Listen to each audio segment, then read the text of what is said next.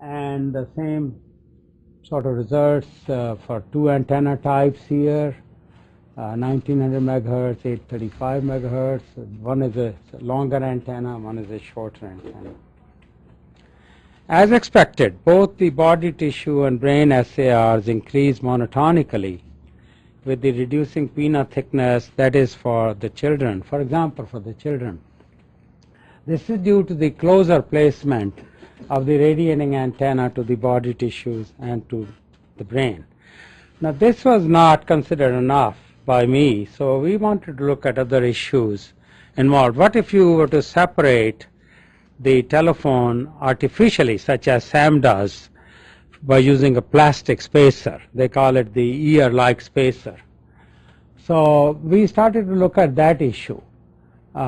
You see and we report these results in 2004 article in IEEE Transactions. Use of plastic pinna for for SAM model, which is the one recommended by IEEE standard and accepted by FCC as a way of testing. And so we looked at what does this plastic pinna do, because plastic spacer simply separates the telephone antenna. So we looked at it both from the head model point of view as well as for the planar model point of view to try and understand this phenomenon.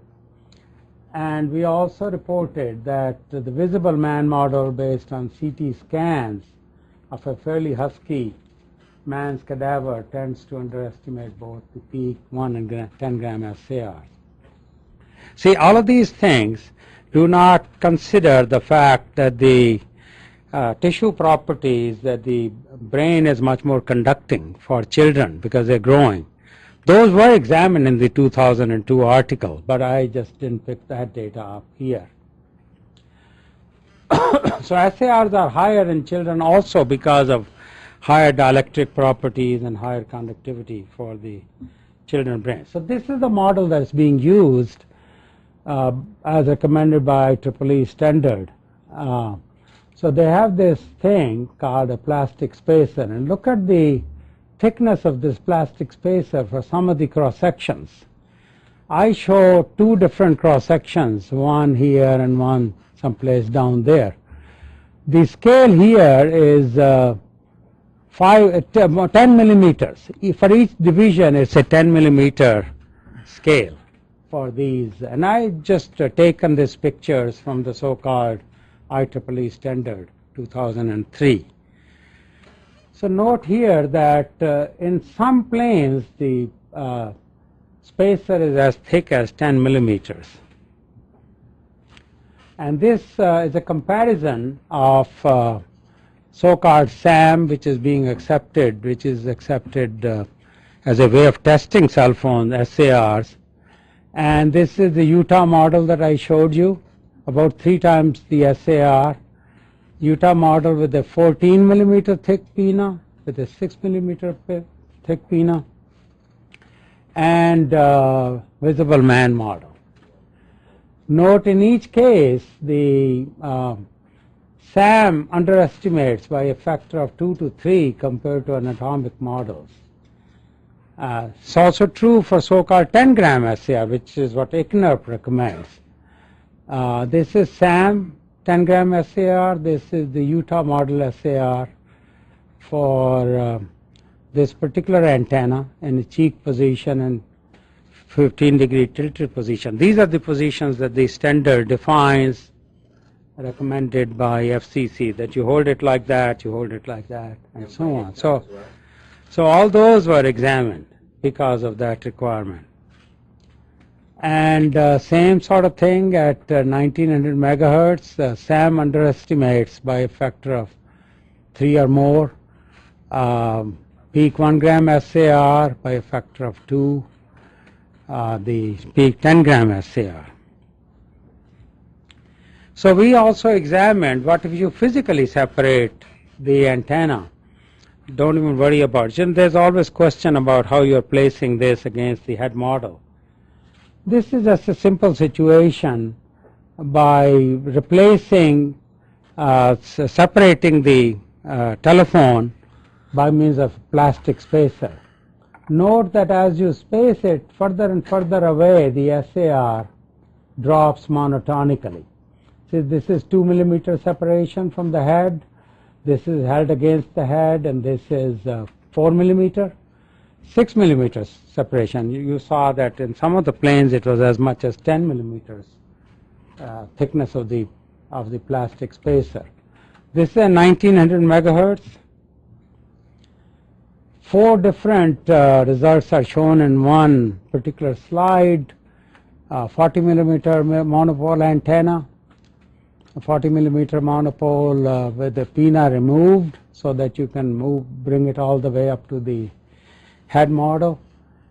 20 millimeter helix pinna model and 20 millimeters, and this is the thickness of the pinna from zero, when it's held against the head, 2 millimeter separation up to 6 millimeter. Monotonic decrease, because see the fields are dropping very rapidly as you remove and you may have noticed that if you remove your headphone, the cell phone from the head, you lose the sound pretty rapidly. Same sort of thing is happening with electromagnetic fields also. So it drops off, and that's the reason you see SAR drop from 5 to 3 for this particular case, from 7 to 4. As you increase the separation of the telephone from the model of the head, the SAR drops off rapidly. So it makes no sense to me, and I said so in the committee meetings, to use a plastic. I think this is it. This is my concluding slide. The underestimation of SAR by SAM is due to the fact that the cell phone under test is physically separated from the tissue simulant head model of SAM by several millimeters. It has been repeatedly shown, both computationally and experimentally. We also have published experimental data where we measured SAR by removing the cell phone by 2, 4, 6, and 8 10 millimeters, 6 millimeters. Each additional millimeter of physical separation of the radiating source from tissue simulant model results in an underestimation for each millimeter of SAR by 13 to 15%. So you can compound that. In other words, for 8 millimeter separation, it will be 15% compounding by a factor of 8. Thus, a factor of 2 or more underestimation of SAR by SAM. Compliance model is understandable because of the 6 to 10 millimeter thick plastic pinna used for SAM. So to conclude, we have used 6 different anatomic models, 2 different head shapes, 3 different scaled versions, average, larger, and smaller versions of each. Shows that the peak 1 gram SAR for the brain. For the smaller model, representative of children may be up to 220% at 1900 megahertz and 144%. So children will absorb much more energy because of closer separation, thinner pinna. This is due to the thinner pinna and skull for smaller head models. And use of SAM with a 5 to 10 millimeter thick spacer chosen by industry for SAR compliance testing results in an artificial, more distant placement of the mobile phone from the tissue simulant fluid. And quoting from reference 1, our recent paper in 2004, the newly proposed IEEE standard 2003. This is the IEEE recommendation of how to test these devices. And they also they also relaxed the limit for how much pinna can be allowed to absorb. It used to be 1.6 watts per kilogram. Now it has gone up to 4 watts per kilogram. They sort of recognize that this is where most of the absorption is, so why not we increase this thing, and also raised it from 1 gram to 10 gram of tissue, which tends to reduce the value. So because of that, it will allow radiator powers that may be 8 to 16 times higher than those permitted by the IEEE standards prior to 2003, and up to 2 times higher than those permitted under ECNURB guidelines used in over 30 countries. This is just a quote from that paper. Thank you very much.